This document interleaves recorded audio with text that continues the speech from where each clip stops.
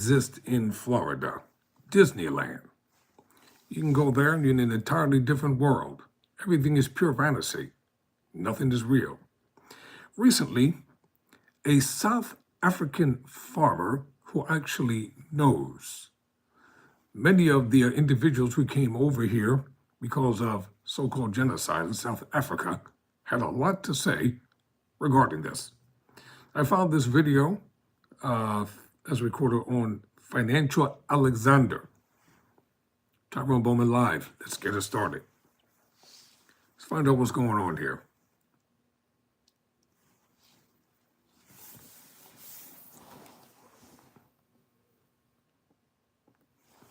I help those who are facing persecution. Tony, by saying, I watched your interview with Kali Kriel. I found what he said utterly despicable. He should be ashamed. His family should be ashamed of him. He was playing this populist thing of farm murders.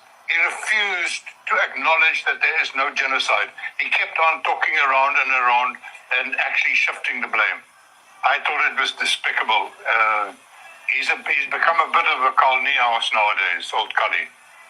I think the 49 refugees is the height of absurdity. And I think every South African who watches this knows there is no genocide.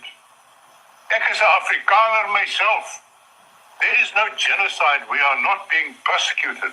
Most of us live a privileged life. We have a constitution with a Bill of Rights in which it says you are not allowed to discriminate on the basis of race. We have the Human Rights Commission. We have equality courts. We have an open society. We have a free media. This is just fantasy, and I don't think it's about us. Frankly, Collie, I think this is about Trump's America. They have declared a war against diversity, equality, and inclusion, DEI as they call it, which our version of that is affirmative action and black empowerment. We are not being persecuted. Most of us live a privileged. In this video, we take a look at this white farmer from South Africa, who is also an African, who shares this story about white South Africans who are claiming that there is genocide in South Africa, and so they are leaving South Africa and they are going to the United States of America as refugees. He clears the air by saying that as a white farmer himself, there is no genocide in South Africa. And on top of that too, they are very privileged in South Africa. So let's watch the following video, listen to this farmer, and then these other clips, then we'll come back here and discuss further about it. But before we watch the videos, if you haven't yet liked this video, kindly like the video and also subscribe to the channel. Let's watch the videos together. Individuals have faced discrimination, racial violence, the seizure of their land based on nothing but their skin color alone. This is the United States of America, a land of opportunity, and we will help those who are facing persecution from the government of South Africa. So, you clearly are not going to acknowledge there's no genocide in South Africa. What about the genocide in the Congo? Will there be this expedited path available to the Congolese and to the Sudanese who are facing actual genocide? Again, Victor, 8,666 individuals have been granted asylum. You have a specific number on asylum. How many of those are from the Congo and from the Sudan? I'm happy to come back next week and lay out all the single facts, but the fact that you have not addressed the fact that we have helped these individuals who are facing persecution, and you seem to want to whitewash the fact that South Afrikaners are facing persecution, and I can't understand why, and I think a lot of Americans can't understand why, and it's left to believe that it's because of the color of their skin, Victor. So you suggest that I am the one here who is focused on color of skin when the president has let in Afrikaners specifically, and I'm asking how many of those who are actually facing genocide, who are from the Sudan and who are from Congo, who are being let in under some expedited path that the president has created for Afrikaners. I don't know how many times I have to repeat this fact. What you're not 8,666 giving- individuals have, if you will let me speak, have You faced repeated the persecution, number. You haven't are given answered the asylum. question. I'm exactly answering the question. Regardless of color or creed, we will allow you into this country if you are facing persecution and you go through the proper vetting. You can be from the Congo, you can be from Rwanda. We are letting those in who are facing persecution, Victor. I'll look for those numbers. Let's talk about. Yeah, so you see that, you heard that, okay? So this CNN anchor didn't like it when the race car got played on him, right? Again, it's amazing. The people who love playing the race car, they can't stand it when that car gets played on them, right? It's funny how that works. Give these people a taste of their own medicine, right? That's how you reveal their hypocrisy, okay? Because ultimately, at the day, none of these people had anything to say about the millions of people who poured into this country who were not white. Right, they poured into the country. They came into the country. So we let all these non-white people into the country, and we let 50 non-white folks in the country from South Africa. And all of a sudden, these people are mad. They're upset when they had nothing to say. When we were letting in millions of people, unvetted, by the way. Right, that's another part about it. These white South Afrikaners are vetted. Right, these are vetted individuals. Okay, they can assimilate into our society. They speak English. Right, so again, they're more culturally compatible with our society, then let's just say, for example, taking some refugee from the Congo, right, or from Sudan. Well, a lot of these people, they don't have the same culture that we have, right? They don't share the same common values. They don't speak the same language. Assimilation is going to be very difficult for those people. Maybe other countries, maybe their African brothers and sisters can take them in, right, and take care of them, okay? Maybe it's more appropriate for them to go to other countries. Maybe it's not appropriate for them to come to our country. So, yeah, we should give priority to some people over others, right? And, again, a lot of that, in my opinion, has to do with their ability to assimilate because we can't take in everybody. We can't take in the whole world. So we're going to have to be selective. Some people are going to be left out, okay, and some people... Tony, by saying, I watched your interview with Kali Kriel. I found what he said utterly despicable. He should be ashamed. His family should be ashamed of him. He was playing this populist thing of farm murders. He refused to acknowledge that there is no genocide. He kept on talking around and actually shifting the blame. I thought it was despicable. He's become a bit of a Karl Niehaus nowadays, old Kali. I think the 49 refugees is the height of absurdity. And I think every South African who watches this knows there is no genocide. Ek is 'n Afrikaner myself. There is no genocide. We are not being persecuted. Most of us live a privileged life. We have a constitution with a Bill of Rights in which it says you are not allowed to discriminate on the basis of race. We have the Human Rights Commission, we have equality courts, we have an open society, we have a free media. This is just fantasy, and I don't think it's about us. Frankly, Collie, I think this is about Trump's America. They have declared a war against diversity, equality, and inclusion, DEI as they call it, which our version of that is affirmative action and black empowerment. We are not being persecuted. Most of us live a privileged life. Y'all heard what the South Afrikaner said, right? About the refugees that came over here to America. He said that there is no genocide. No one is being persecuted. He said they actually live a privileged life. So why are they giving them refugee status? Clearly, it says that the Caucasoid South Africans are granted refugee status by Trump administration. And they have, of course, obviously arrived in the U.S. So what qualifies you for refugee status? Basically, they're saying you must live outside of your country because you fled, okay, for whatever persecution was going on. Okay, well, we know they're actually originally from Europe, all of them. Wherever they are in the world, they're all originally from Europe, okay, the Caucasus Mountains. So they're actually there in South Africa. They were flown out from South Africa. So they weren't outside of their country of nationality, which they're considered to be South Africans, right? And then also another stipulation is that there has to have been past persecution as well as well-founded fear of persecution. Child, we all know that they're the ones that are persecuting everybody, okay? They done gone around the world persecuting everybody that looks like us and stealing our land, giving us guys that don't look like us and all that. Y'all know that. Y'all already know. It's not us. We are the victims. We are their victims, okay? So If they're not really truly refugees, they were flown out from South Africa, why are they here? That goes back to the video I just did a couple days ago, saying that they are gathering people to further push us off our land.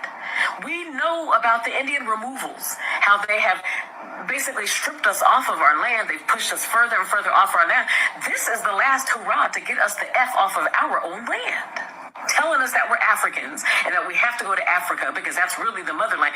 All of these are lies to get us off of our land. So now that those of you that's talking about you ain't fixing a budge, you staying here and all that, okay, so they fix and do their last hurrah. This is why they gathering all these people. They don't allow all these people to walk across the border unchecked. They gathering they people to go to battle with us, okay? And they're using our women to lock our brothers up so that it's easier for them to get to us, to destroy us, to conquer us, I guess. And having all these celebrity females talking about, oh yeah, so-and-so committed this and he shot me in the foot. Oh, so-and-so essayed me. Oh, so-and-so. And so they're steadily locking our brothers up. And let me tell you, they're all innocent. Not Diddy. We ain't even gonna talk about him. He's a whole different category. But the rest of them, they're innocent. In hopes that these simpleton females that are down here that are not celebrities will be like, oh, let's do exactly what Meg and them are doing. Let's go lock our brothers up because I know you ain't got a lick of sense and you do everything that your favorite celebrities do. Don't be that one. Because we're going to put a pillowcase over your head and the rest is history. You know we do that. Let me shut up. Protect our brothers. Our brothers need to be protected. Do not be calling the police on our brothers. We need our brothers because these folks are playing chess. And child, we ain't even got no pieces on the board. Why? Because our folks is out there popping bottles, shaking booty, watching sports, and doing everything else that they shouldn't be doing. We need to be sitting down, turning off the doggone TV, the video games, and everything else that's distracting us, and sit down, and we need to meditate and talk to the ancestors. And they will show you exactly what's going on, what's about to happen, and the moves that these people are making, so we can protect ourselves. And shout outs to this Afrikaner who is giving us the heads up on what's going on over there. And these are the type of Caucasoids that I love and appreciate. I don't hate all Caucasoids and people of other races. Not at all. Not at all. These are the ones that I like, I appreciate, and I admire. The ones that call out their people's BS. So I thank him from the bottom of my heart because without people like them, we don't know what their people are up to, what they're doing, unless we consult, other places. Be safe, y'all. And by all means, let's protect our brothers. We need them at this time. Who got refugee status for not liking black neighbors. I know I'm a bit late, but white Afrikaner families, yes, descendants of apartheid architects were flown to America as refugees because living in a black majority country was apparently too dangerous for them. They were given farms in Texas. Meanwhile, African refugees escaping war, poverty, and persecution are treated like criminals, stuck in camps or drowning in the sea. But sure, the ones who once enforced racial segregation needed saving, because when power shifts, some people confuse equality with oppression. Anyway, removing those 49 made the continent slightly less toxic. And as they say in South Africa, futsak to them, or in Swahili, kwaheri watu wa baguzi. No complaints here. Guess who got refugee status for not liking? Commented, during apartheid, everything worked. There was law and order. The country was clean. Let's unpack that. Apartheid wasn't a time of order. It was a system of violent racial control. The law was used to silence, segregate, and brutalize the black majority. People were jailed for where they walked. Children were killed for demanding basic rights. Whole communities were displaced to keep white spaces untouched. If things looked clean and orderly, it was because the system was designed to protect the comfort of a few at the expense of millions. If that's what you miss, you're not mourning the loss of order. You're mourning the loss of power. Do you know the important differences between a Mexican migrant worker and a South African migrant worker? Let's talk about it. First, let's talk about where they come from. Did you know that Mexican people. You're watching Tyrone Bowman Live. I have to take a quick break. We'll be right back right after this.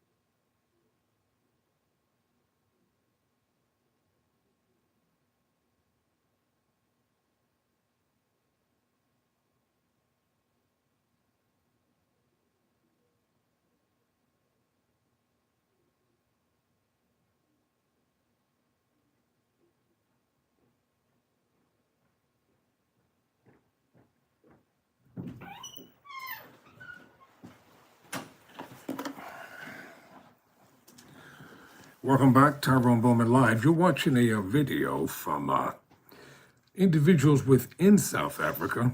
We're talking about the 49 individuals who came to America, that they are the descendants and relatives of the founders of apartheid in South Africa. They know these people personally, and they're saying that they want things to go back to the way they were.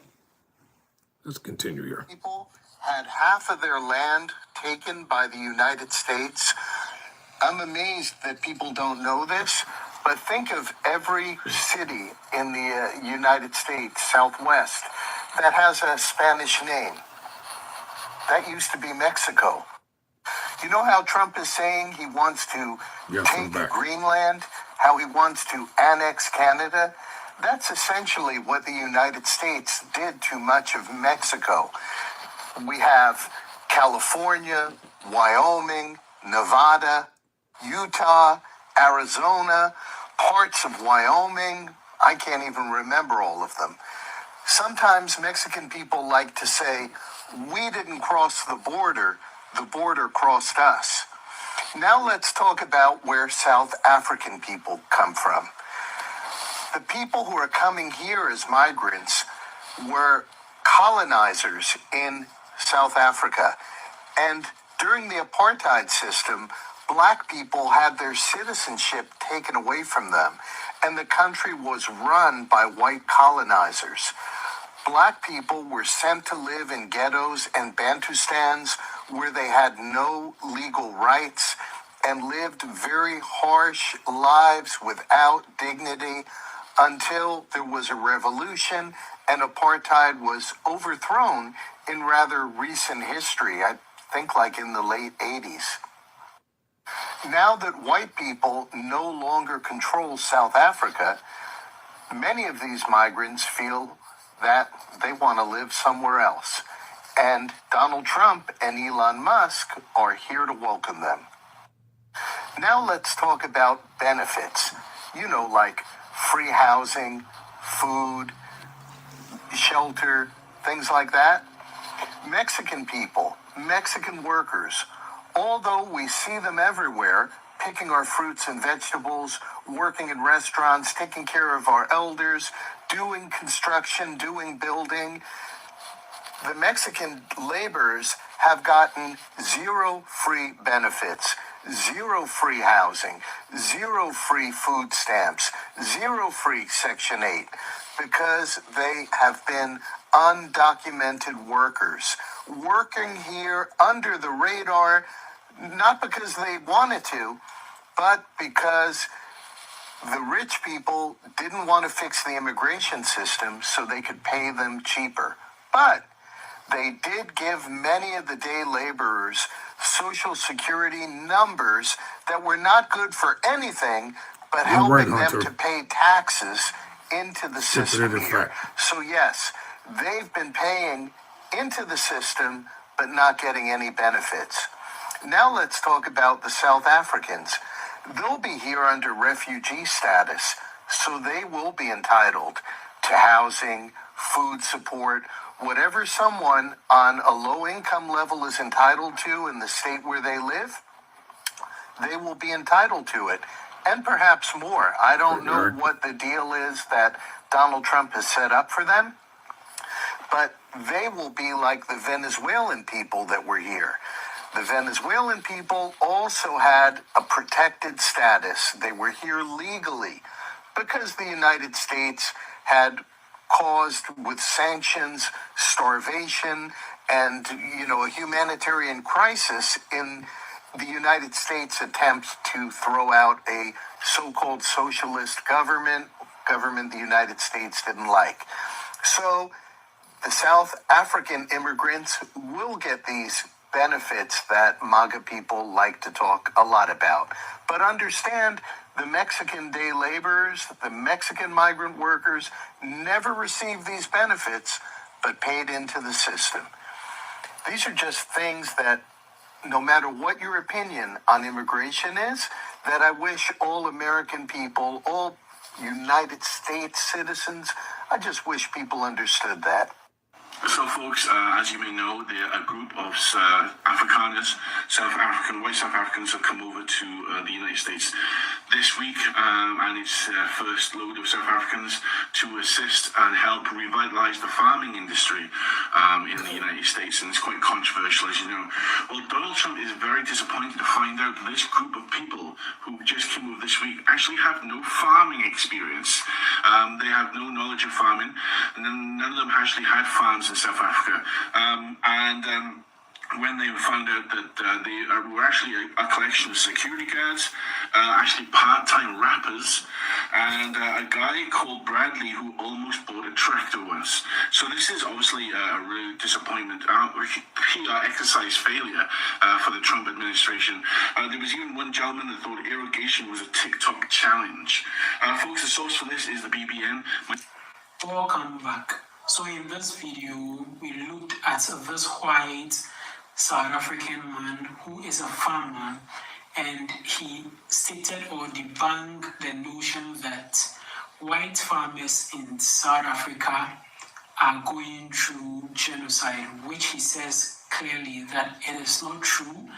This is a false accusation that is being put out there. Now, just last week, Donald Trump, the President of the United States of America, granted refugee status to about 49 white South Africans who were taken from South Africa to the United States of America as refugees. Now, with a claim that white South Africans are going through genocide in South Africa, which this white South African comes to debunk and explain further. Now, when this news hit the internet, it got a lot of people talking, people from South Africa and the United States of America. The actual people who are going through genocide are people from countries like Sudan, Congo, and other countries in Africa. But why is it that these people have not been repatriated from their country to the United States of America? But when it comes to the issues of Africans who are from South Africa, that is white South Africans, they have been taken to the United States of America with the excuse that they are going through genocide. Meanwhile, on a deeper level, they are not going through any genocide.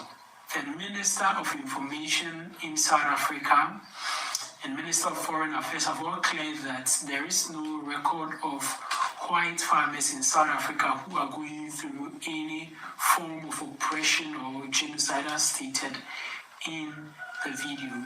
So I keep asking and wondering, what is the interest of Donald Trump that he is bringing in white South Africans all the way from South Africa to the United States of America? Meanwhile, there are people who are already in America that he is deporting back to their countries. Talk about Latinos and other group of people who are in the United States of America that he is deporting from the United States of America back to their country, yet he is bringing in these white South Africans. Meanwhile, in the case of these white South Africans, they are not going through any genocide, as stated by one of them who is a farmer in South Africa. Let me know what you also think about all these in the comment section below. And don't forget to share your thoughts and opinions as well in the comment section below. Also share this video with your friends and your family on other social. Okay. I'm going to look at a couple of the comments in the comment section real quick. Let's see. Let me talk directly to Drake if you got the guts to come on live. I'll answer your question. How many black cats did you skin? Well, how many horses' tails did it take to get your grandmother's and mother's hair? I'll answer that question like that. Hunter. Oh, okay, Eric. Yeah, Hunter, your statement is factual.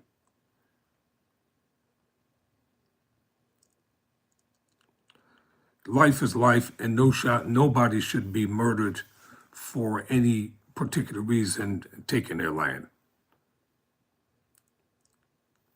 Just taking a few moments and looking at the questions in the comment section in the comments.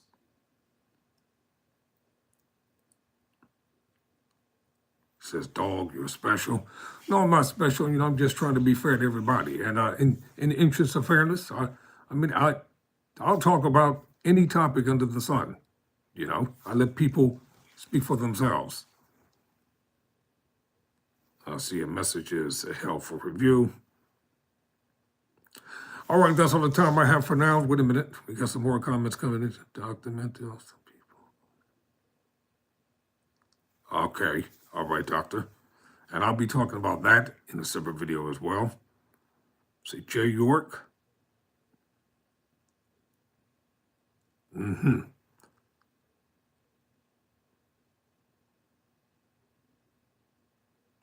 I see. Since the January law was passed. It's a lot going on around the world. As I say, I can't cover everything, but I'm doing my best to try to keep in touch with folk, what's going on around the world.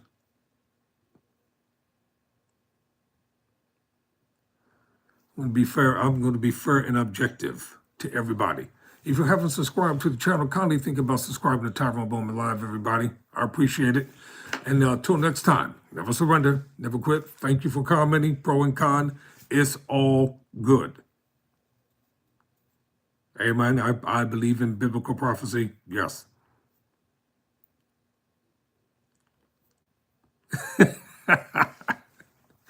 I gotta laugh at that. All right, y'all. Never surrender, never quit.